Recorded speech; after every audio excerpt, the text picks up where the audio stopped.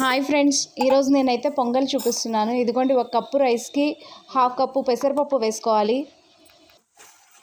ఇప్పుడు ఈ రైస్ని వాటర్తో శుభ్రంగా వాష్ చేసుకోవాలి. ఇప్పుడు ఈ చెంబుతో 2 చెంబులు వాటర్ వేసుకోవాలి. ఇప్పుడు ఈ రైస్ని మెత్తగా ఉడికించుకోవాలి. ఇందులో హాఫ్ టీ స్పూన్ సాల్ట్ వేసుకోవాలి. ఇదిగోండి, ఈ రైస్కి 1/2 కిలో బెల్లం పడుతుంది. ఈ బెల్లాన్ని ఇలా మెత్తగా దంచుకోవాలి. 1/2 లీటర్ పాలను కాగబెట్టుకొని పక్కన పెట్టుకోవాలి. ఇదిగోండి, రైస్ అయితే ఉడికిపోయింది. ఇప్పుడు ఇందులో దంచుకొని ఉంచుకున్న బెల్లాన్ని వేసుకోవాలి. అలాగే కాగబెట్టుకున్న పాలను కూడా వేసుకొని మొత్తాన్ని కలుపుకోవాలి మెత్తగా ఉడికేంత వరకు. చూడండి, మన బెల్లం అంతా కరిగిపోయి రైస్ అయితే ఈ విధంగా కుక్ అయింది. ఇప్పుడు ఈ పొంగల్లోకి జీడిపప్పు కిస్మిస్ని వేయించుకుందాం. ఇదిగోండి, ఇలా నెయ్యి వేసుకొని నెయ్యిలో జీడిపప్పు కిస్మిస్ వేసుకొని వేయించుకోవాలి.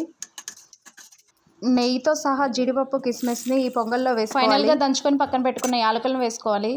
అంతా బాగా కలుపుకోవాలి. పొంగల్ అనేది ఇలా జావుగా ఉండాలండి, ఆరిపోయేసరికి గట్టి పడుతుంది. ఫైనల్గా మన రెసిపీ రెడీ.